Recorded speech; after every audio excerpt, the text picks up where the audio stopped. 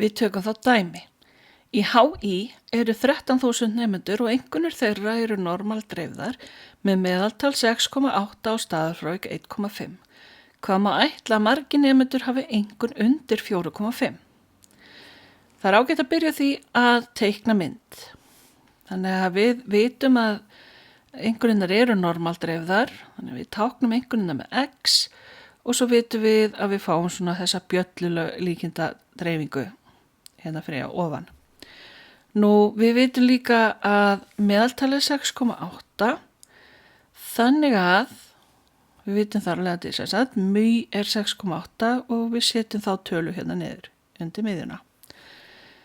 Við vitum líka að staðalfrávikið er 1,5 og við höldum því bara til haga, þannig að litla sigma er 1,5 en við erum ekki að teikna það inn á myndina.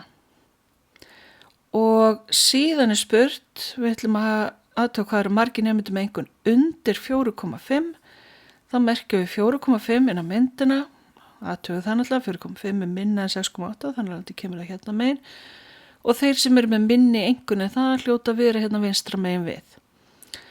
Og þannig að við erum að reyna að finna þetta svæði, hvað er það stórt?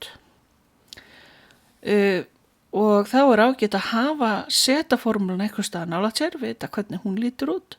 Við þurfum að nota hana til að varpa sig yfir í staðlaga normaldreifingu og þaðan getum við nota setatöfluna til að finna líkur og fjölda. Þannig að við vitum að seta er x mínus mý deilt með sigma og við setjum þetta hreinlega bara upp. Seta er jafnt og 4,5 mínus 6,8 deilt með 1,5.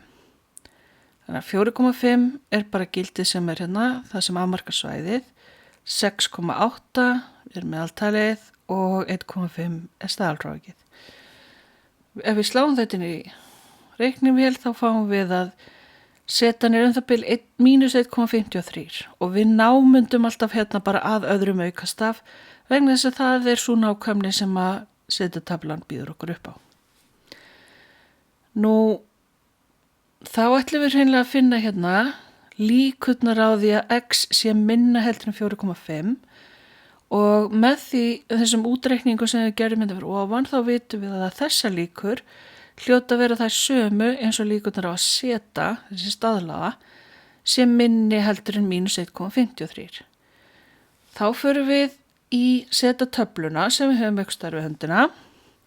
Við byrjum að finna mínus 1,5 hérna í fyrsta dálkinum og svo förum við yfir í dálkinu það sem er stendur 0,03 og þá fáum við þessa tölu 0,0630 og það eru þá þessar líkur sem við verðum að biðja. Þannig að við vitum að líkurnar eru þá 0,0630 og ef við tökum þá tölu margföldum við 13.000 þá fáum við að 819 nemendur fá einkunn undir 4,5.